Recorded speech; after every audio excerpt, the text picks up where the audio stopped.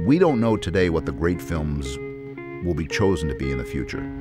The Library of Congress chooses 25 every year that are representative of an artist's work or a period of time or a type of filmmaking, short films, documentaries, everything.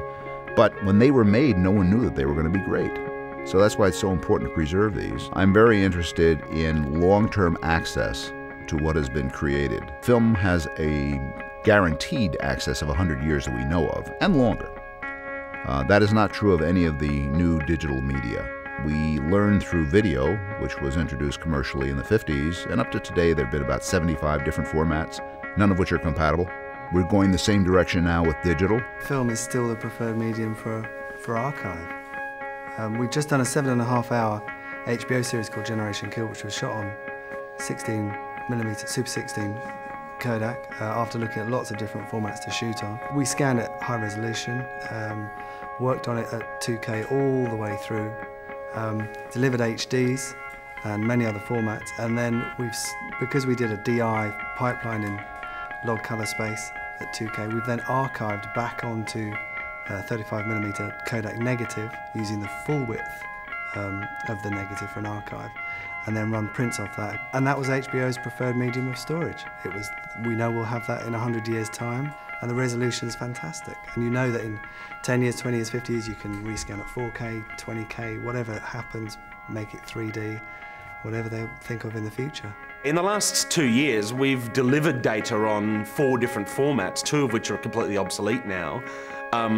And if people start to look at those formats and they want to do a re-release of a film, we've got to either hold these machines around or hire one from someone who might not have it anymore. You know, that's the increasing problem for post-production companies, is to keep around, particularly to service an archive, keep around obsolete machinery when, you know, 35mm has stayed a standard for 100 years now, and there's a reason for that. When we remastered Pirates 1, we actually had trouble with one of the reels, and we had to actually rescan the film because tape just didn't work anymore.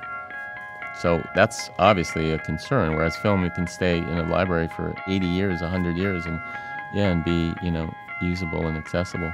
You know, we really don't have a quality way to archive digital imagery yet. The best way to archive digital imagery is on film. You know, I got this beautiful book on Stanley Kubrick, who's one of my heroes, in this giant book. You get 1 frame of film that comes with the book. It's a 70mm print from 2001. I love that. You know, when I die, hopefully I've left some sort of legacy, that I've got, you know, film stock on a shelf someplace and someone can resurrect it, and I don't know, I don't want to leave tapes. I fear that we're going to go back to a point in history similar to when we started with motion pictures, where they ran for a week or 2 and then were thrown away. And I really fear that. I hope that doesn't happen with motion pictures, because I, for one, don't want to be in a position of having to describe the noir of Casablanca or the sheer scope of Sound of Music, Lawrence of Arabia. I mean, these were magnificent images captured by motion picture film. You can't describe those verbally.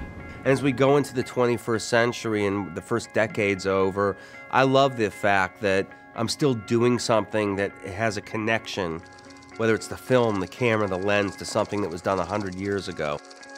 I'm impassioned about making stuff on film, not because it's cool, but because there's a big difference. It's my heart, it's my soul, you know?